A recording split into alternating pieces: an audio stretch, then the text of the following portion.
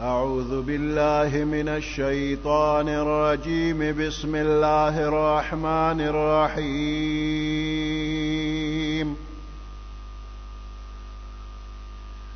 ألف لام ميم.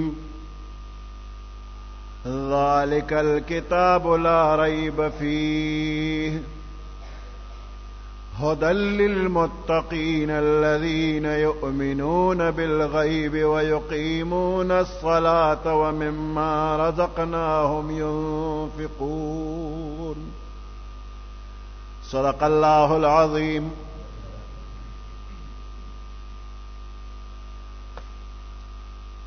سورة البقرة مدنية. سورة بقرة مدنی سورت تے مدینہ منورہ کے نازل شوے دے.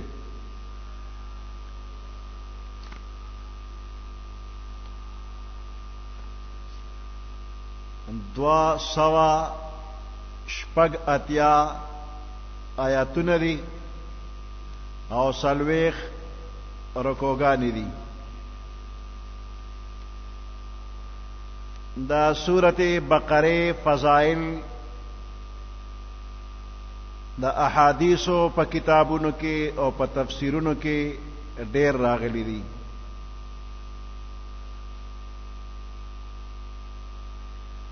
مختصر بعض فضائل دا دے بیانیگی. معقل ابن یسار رضی اللہ تعالی عنہ فرمائی کہ پیغمبر علیہ السلام فرمائی لی دی کہ البقرۃ ثنام القرآن.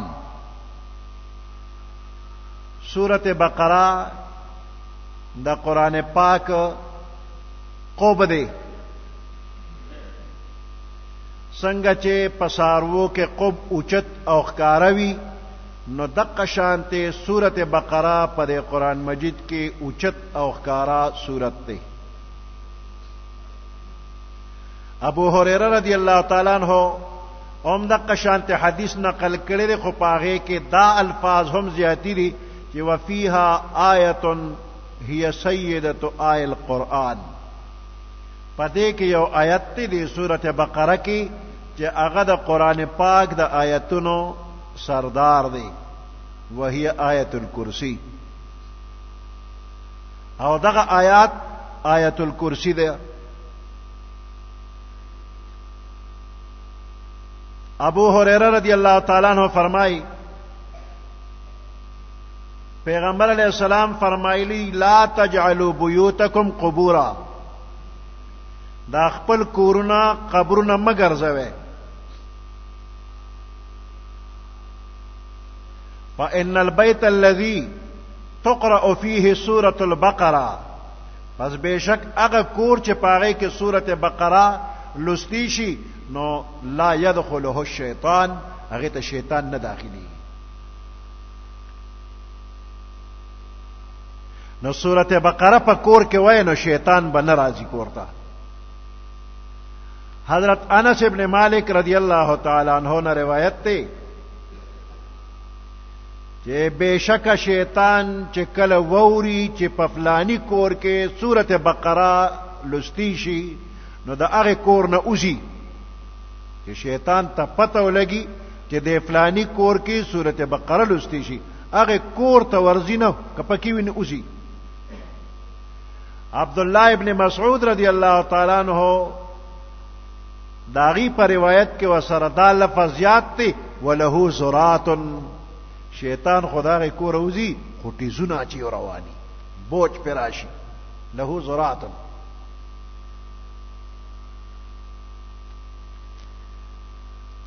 عبداللہ ابن مسعود رضی اللہ تعالی عنہ فرمائی وی چاچ لس آیاتنا دا سورت بقرے دشپے اولستل نو دغ کور تبا دغ شپک شیطان نورزی.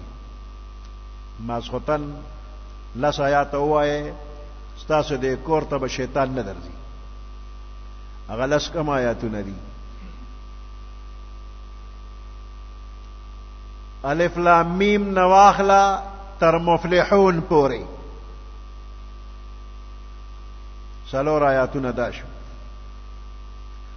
او آیت الکرسی تر خالدون پوری آیت الکرسی یو آیات و پس دو نور خالدون پوری او د سورت بقره اخیری 3 آیاتونه نو دا لس آیاتونه چې د شپې دی اوی نو ستاسو کور ته به شیطان ناراضي غلب ناراضي دشمن به ناراضي هیڅ بلا به ناراضي وې د شیطانانو نه مراد په دې احادیثو کې سرکش او خطرناک شیطانان دي مردت الشیاطین هغه سرکش شیطانان او دا ماشومان قرآن شریف یادای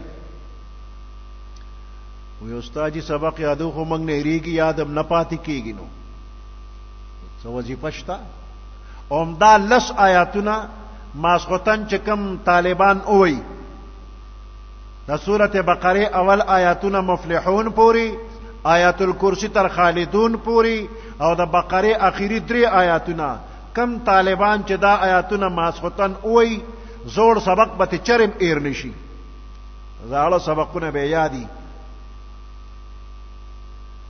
ایریدل به پکې نه وي ابو هريره رضی الله تعالی عنہ فرمایي چې پیغمبر علیہ السلام یو ځل لخر لېګ نو په هغه لخر باندې امیر مقرر کو نو دا امیر مقرر کولو لپاره انټرویو غشتا نو عمره زلمی چارا واستو پیغمبر علیہ السلام ته تپوسو کو ویتا ته د قران څخه حصہ یاد ده ناغویل معي سورة کذا و کذا ما سره فلانی فلانی سورت شتا فلانی سورت میاد دی فلانی سورت میاد دی و معي سورة البقره ما سره سورت بقره مشتا نو پیغمبر علیہ السلام تعجب کو امعک سورة البقره تا سره سورت بقره یاد ده قال نعم ویلو قال اذهب فانت اميرهم زتد دوی امیر شولې سورته بقره دی یاد ده زتد دی لخر امیر شولې کمانډر ته جوړ کړ دی حدیث نه دا معلومه شولا چې د منصب او عہده او مشرۍ لپاره د قران مجید زده کړه او پویا د حضور علیہ السلام په نظر کې اصلي معیاري ثابت ده موجوده وخت کې افسوس د مسلمانانو دنیایي عہده او منصبونو د پاره نور سيزونه معیار دي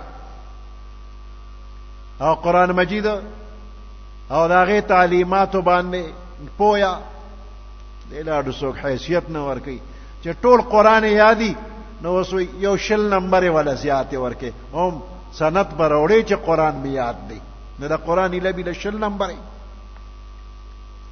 پیغمبر علیہ السلام خو امیر لشکر چې جوړی نو سورته بقره یاد را امیر لشکر جوړ کې نور تاسو ته نه کړي چې فوجي ټریننګ کې څنګه نور مهارتونه دي څنګه صرف په قران برتی ک امیر ک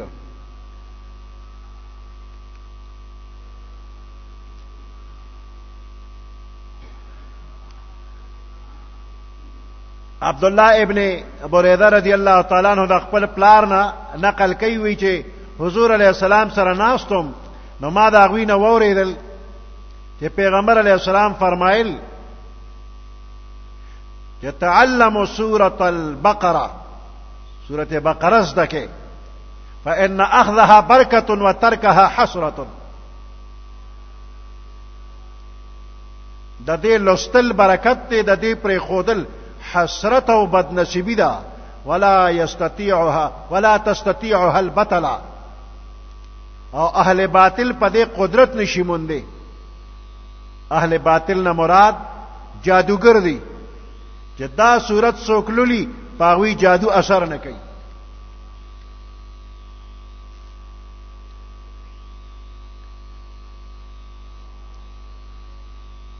د سورتونو نمونه د قرآن مجید د سورتونو نمونه توقیفی دي. توقیفی څه مطلب؟ موقوف دي په نقل د پیغمبر علیه السلام نه، یعنی د سورتونو دا نمونه پیغمبر علیه السلام خپل صحابه کرامو ته خولی دي چې د دې سورت دا نوم دی.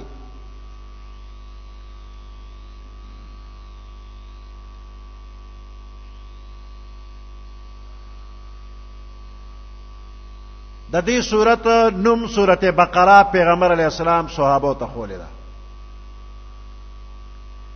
عبداللہ ابن مسعود رضی اللہ تعالیٰ عنہ فرمائی منا کې د په منا کې جمره ویشتله. پښتو کې چې خلک وی شیطانانی ویشتل، شیطان ویشتل نه، رمی د جمراتو. نو دا جمرات ویشتل، نو بیت الله ګس طرف تراغه، منا خي طرف تراغله، او بیا فرمایل هذا مقام الذي انزلت عليه سوره البقره. دا هغه ځای دی چې د دې په باره کې په سورت بقره کې بیان دی. نو پیغمبر علیه السلام دا نوم ایښی دی چې د دې جمراتو په باره کې آیاتونه سورت بقره کې راغلي دي. د مکې فتحه چې وشوله، ورپسې د حنین غزا وشوله. نو د حنین په غزا کې پیغمبر علیه السلام خپلو ملګرو ته آواز کو، یا اصحاب سورة البقره، اے د سورت بقره خاوندانو. نو دا نوم په ګڼو احادیثو کې راغلی دی، د پیغمبر علیه السلام نه نقل دی.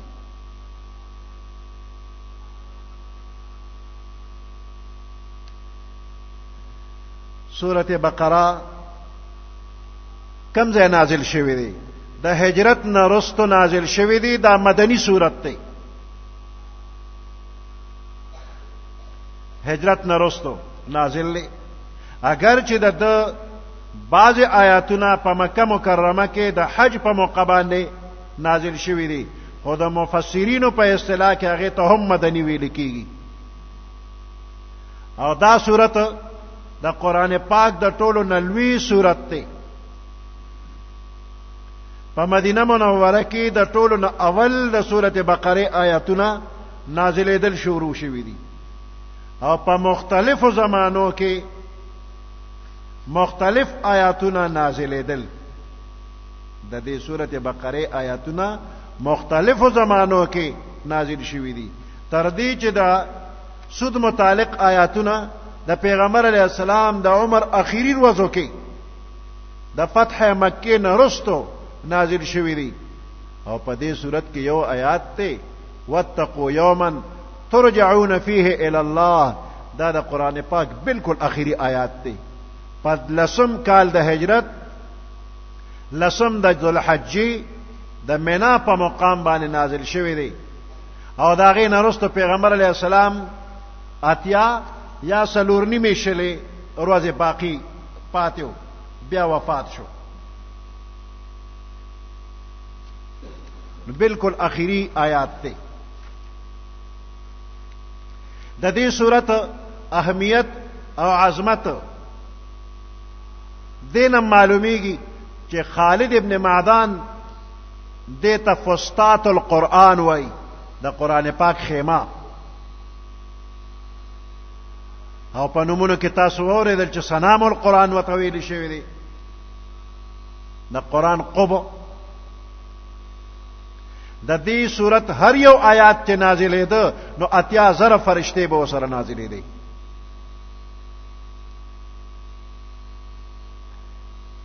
علامہ ابن عربی رحمت الله علیه فرمایي چې ما د خپل مشرانو نه اورېدلې دي چې په سورت بقره کې 1000 امر او 1000 پکې نهي او 1000 حکمتونه، 1000 واقعات او قصص دي.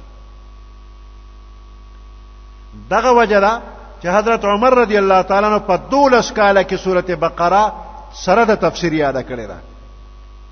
12 کال کې سورت بقره سره د احکامو ټول علمونه هم پکې یادول. 12 کال کې یاد کړی.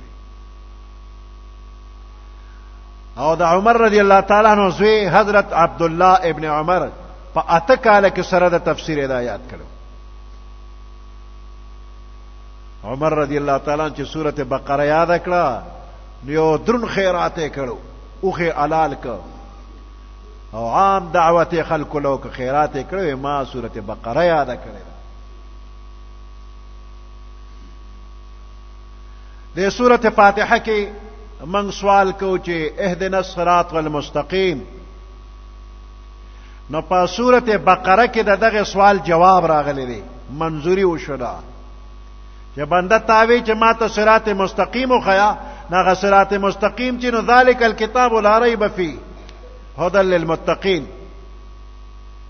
دا کتاب دی چې پدې کې هیڅ شک شوبه نشتا متقینو لپاره پدې کې هدایت دی.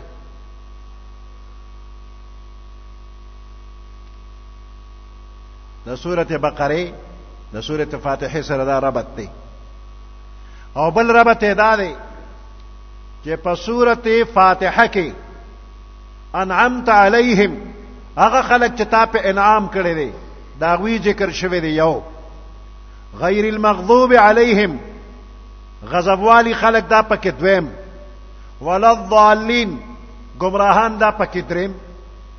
نو په سورته بقره کې د دغه دریو ډلو بیان په ابتدا کې کیږي. نو ابتدا کې هدى للمتقین نه پس اولئک علی هدى من ربهم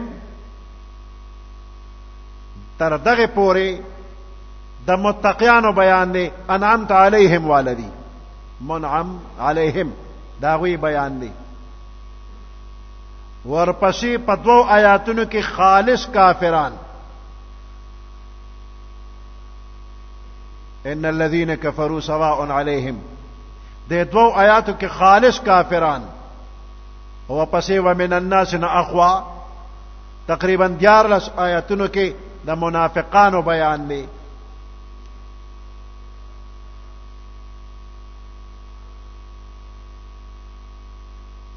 او دریم ربط دا دی چې سورته فاتحه پدې کې بیان د ربوبیت دی الله رب العالمین دی او پدې کې بیان د عبودیت دی من بندیانو عبادت در لکو سوال در نکو امداد در نغواړو.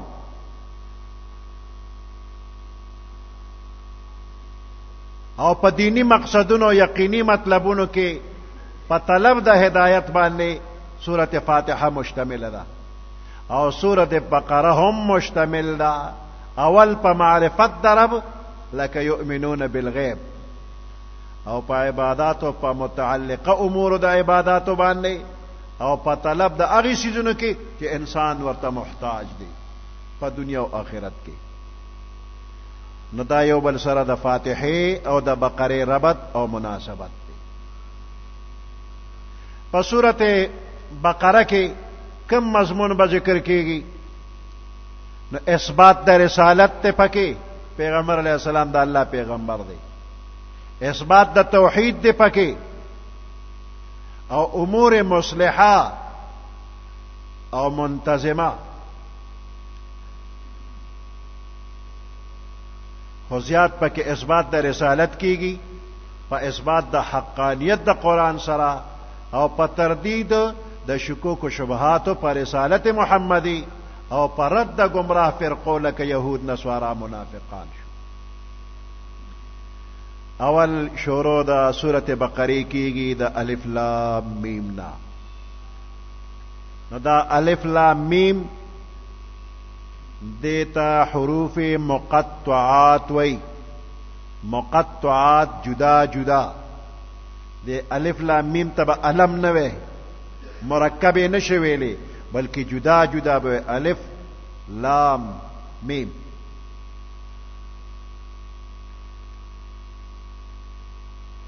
دا حرفونه چراشی نو بعض علماء وی دا د هغه سورتونو چې د کوم سورتونو په اول کې راغلي دغه سورتونو نمونه دي او سو کوئی چې دا زائد حرفونه دي چې راغلي دي د پاره د تنبیه او د خبرداري په قطع کېدلو د کلام او په شروع کېدلو د بل کلام.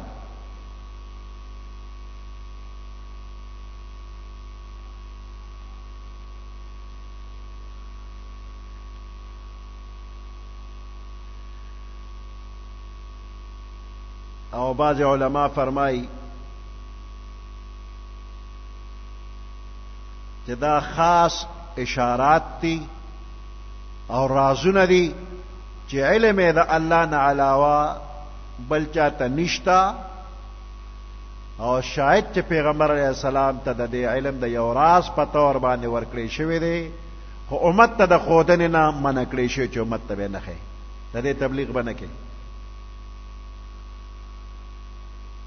نو دې وجې نه د پیغمبر علیه السلام نه په دې کې څه را نقل نه دي چې الف لام میم څه معنا څه مطلب پیغمبر علیه السلام نه دي فرمایلی.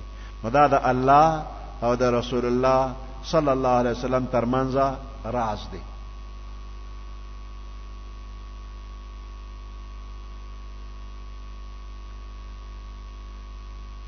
په قرآن پاک کې دا د الله رازونه دي او هر آسمانی کتاب کې د الله خاص رازونه وو. دا غي علم الله سره دی، منګ په پوي ګنا خدا فائدې نه خالی نه دي. دا قرآن پاک د بندیانو د پاره امتحان دی. قرآن امتحان دی او د امتحان د پاره د سټوډنټان دوه قسم دي. یو مثال وایو، دوه قسمه اسونه دي. یو داسې مریړه غوندې اس دی چې داغه مزاج او طبیعت دار چې بس په سوري باندې به پروت یم او یخې یخې اوبه م راته کېدې او ښه مزېداره ګیا م راته کېږدی او که پوټې ګرمي و نو یو پوټې پکې م راته ولګوی، خوراک سکاک به کومه او د پاسېدو نیم خوځوی مې ما. نو امتحان څه ته وایي؟ د مزاج خلاف یو کار باندې بنده مجبورول دیتا امتحان وایي. نو د مزاج آرام طلبی ده، نو د مزاج خلاف دا چې چابک راواله ویوا ویز غلوا دی بنجي خو ویز غلوا، دا امتحان دی. ده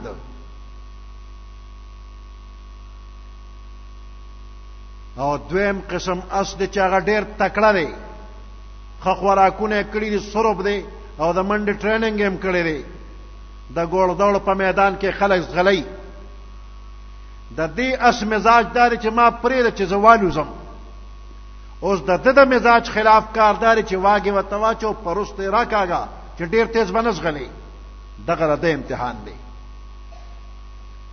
نو دا عام انسانان دا دقه شانتې دوه قسمه دي. یو په دې کې عوام دي، نو دا د دې کمزوري اس په شانتې پرېمې ده چې اسم نه کومه لږ آرام وکړمه، نو دله چابک ورکا ویوا روان شه قرآن زده کا، د قرآن په یو حرف باندې ځان پوه کا، تا ته الله څه ویلي دي عمل ته ځان جوړ کا. نو د عوامو امتحان دار چې په دې قرآن ځان پوه کا.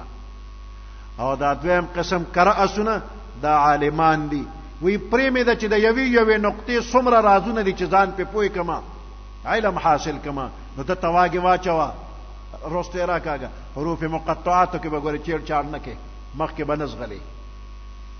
نو په عوامو باندې امتحان دی چې په قرآن ځان پوه کا، په خواصو باندې امتحان دی چې ارزه ته ورځي خو ګورې الف لام میم به نه چیړی. نو قرآن امتحان دی. او ګوره پیغمبر علیه السلام فرمایي من قرأ حرفا من کتاب الله، د الله د کتاب نه یو حرف کچا اولسته فله به حسنه، دل په یونی کی دا، والحسنه بعشر امثالها، بیا دا یونی کی یو پلستا. لا اقول الف لام میم حرف، واذا زنوی مچ الف لام میم حرف دی، الف حرف ولام حرف ومیم حرف. الف ځان له حرف دی، لام ځان له حرف دی، میم ځان له حرف دی.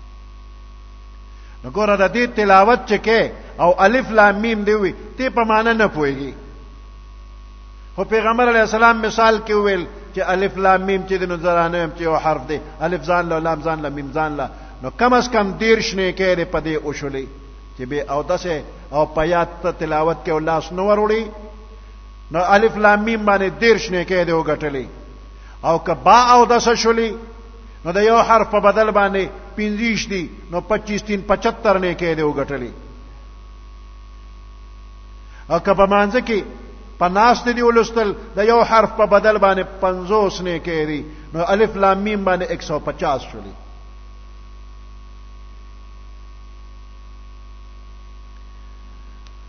او که په مانځ کې په ولاړې دی اولسته، نو الف لام میم په یو حرف سل نه کې، نو 300 نه کې شوي.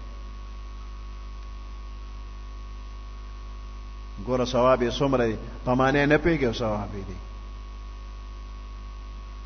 عالمان فرمای وی پیغمبر علیہ السلام دې دې کې دا شو فرمای چې لا اقول الف لام میم حرف، دا نه ویم چې الف لام میم حرف دی. مثال کې الف لام میم ولې راوړو، دا څه به ویل، دا نه ویم چې الحمد یو حرف دی، دا نه ویم چې قل هو یو حرف دی، او دې وی چې الف لام میم حرف دی، دا نه ویم.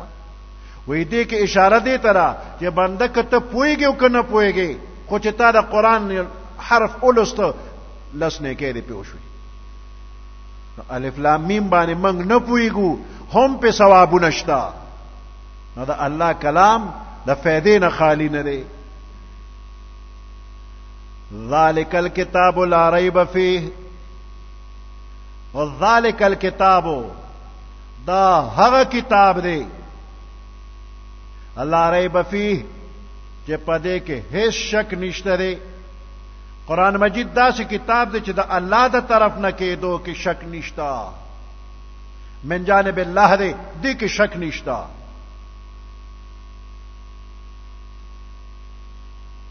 اوس دا ذالکا د عربی ژبې د قاعده مطابق په ذالکا اشاره کیږي هغه سیستا چې هغه لري وي، لري سیستا چې اشاره کې نو ذالکا به وي، او چې نږدې سیسته اشاره کې نو هاذا. الف لام میم هذا الكتاب لا ریب فیه، دا څه پکارو، نو موږ هاذا پرې خود او چې ذالک الکتاب.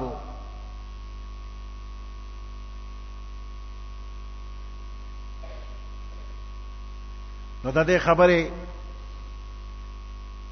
جواب پکار دی. دا زما استا مخه ته چې قران پروت نو دا خو نږدې دی، نو هاذا پکارو، نو ذالک دی ولی وروړو. نو لفظ دا ذالک راوړل چې لری سیسته په اشاره کیږي، په دې غرض راوړې شوی دی چې په دې کې اشاره وشي د دې کتاب هغه لوړ مقام ته، عظیم الشان مقام ته. یعنی دا کتاب د مقام او د مرتبه په اعتبار ډېر لري مرتبه او مقام والا کتاب دی. د دې کتاب شان ډېر لوی دی. او دویم جواب دا دی چې د دې کتاب ذکر د پخوا راسي د پیغمبرانو په کتابونو کې را روان دی. هر پیغمبر په خپل زمانہ کې څنګه چې د نبی اخر زمان صلی الله علیه وسلم د راتک پیشنګو یو زیره به ورکو، دغه شانته د قران زیره به هم ورکو چې هغه ته به خدای پاک کتاب ورکي، هغه قران دی. نو دا هغه کتاب دی چې په خوانو کتابونو کې زرګونه کال روان دی، د دې ذکر را روان دی، دا هغه کتاب دی.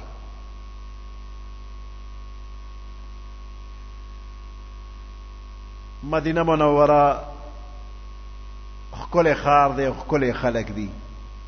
الله دې ول ټول مسلمانان بوزي. د یمن یو بادشاہ او هغه بادشاہ په دې ټوله دنیا باندې د حکومت کولو اراده کړې و. نو په هر علاقه چې به ورغه جنگ به وکړي، علاقه به فتح کړله. دغه بادشاہ نوم تبع. نو مدینه منوره ته سره د لښکر راغی، په مدینه منوره باندې حمله وکړه او جنگ شروع شو. د مدینه منوره خلک کله خلک دي، تبع بادشاہ په لخر واچو جنگ وسره کوي او چې ټول ورځ به جنگ وشو او ماښام به جنگ قلار شو نو د مدینه منورې خلکو به کور کې سوال جواب کړو شابه تیارې وکړه ډوډۍ پخې کې دا د یمن مسافر راغلي دي بې کوره دوی به صدق څه کوي دوی له ډوډۍ پخې کې نو ډوډۍ به پخې کړو لښکر کې به ډوډۍ ویشلې ټوله ورځ به ورسره جنګ کړو او ماښام به پې ښه خوراک وکړو نو 4 میاشتې مسلسل تبع بادشاه د مدینې خلکو سره جنګ وکړو او 4 میاشتې هغوی ښه مېلمستیا واله وکړله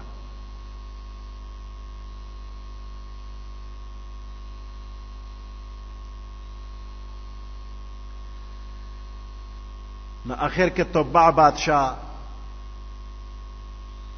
مرګرو ته وویل نور علاقې خو ډېرې زر زر فتح کېدې او دا ښار نه فتح کېږي څه وجه ده نو په دغه لښکر کې عالمانو او هغه عالمانو ورته وویل بادشاه ته وی زمونږ آسماني کتابونو کې چې کوم پیشنګویي راغلی ده هغې کې موږ معلومو چې دا هغه ښار دی چې نبی اخر زمان صلی الله علیه وسلم به پیدا شي او دلته به تشریف راوړي دا د هغه د هجرت مقام دی دا نشي فتح کولی په دې ځان ستړی کوه ما د بادشاه په زړه کې د پیغمبر علیه السلام د نوم احترام راغی او د مدینې منورې نه لاس پسر شو نور حملې نه کومه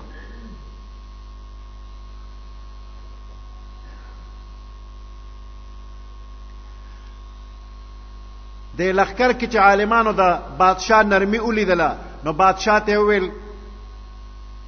وی موږ ته اجازت وکړه چې موږ پاتې شو که چېرې زموږ په زندګۍ کې نبی اخر زمان صلی الله علیه وسلم تشریف راوړو موږ به ورسره ملاقات وکړو نو بادشاه یوازې د پاتې کېدو حکم نه بلکې دغه 400 عالمانو دپاره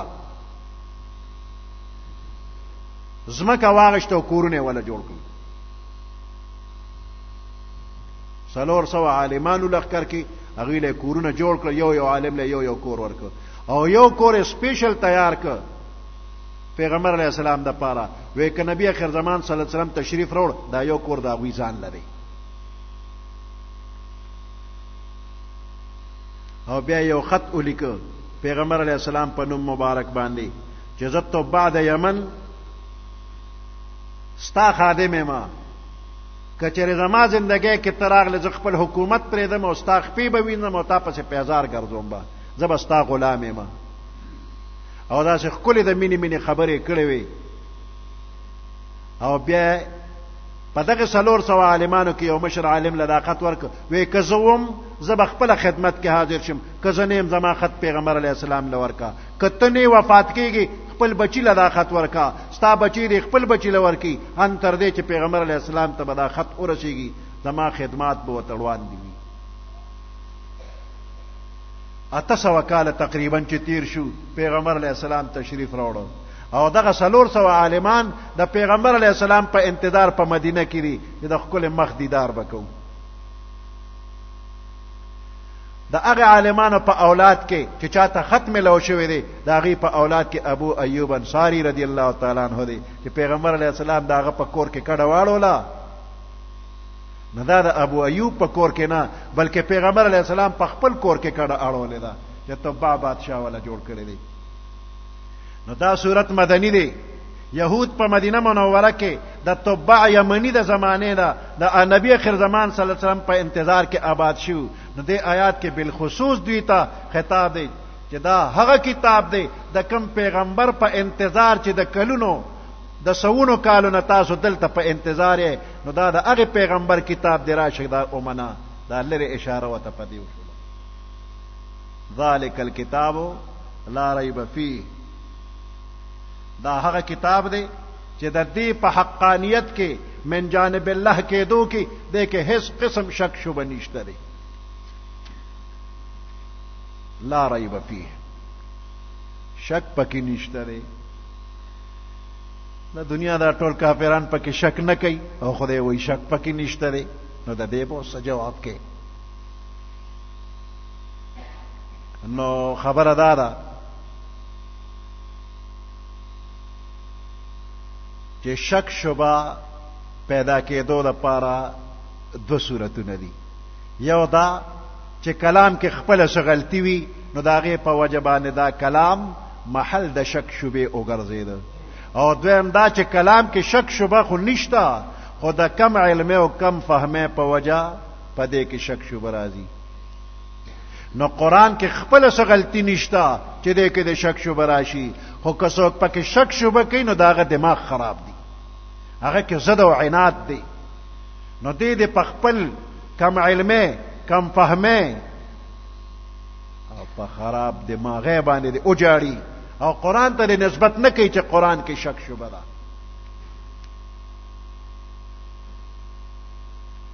او یا دویم جواب دار چې لا ریب فیه دا اخبار دی، خبر ورکول، خو په معنا د انشاء، په معنا د حکم دی. پام کوو دې کې شک ونه کی، لا ریب فیه دې کې شک مکو دې کتاب کې، دا د الله د طرف نه دی.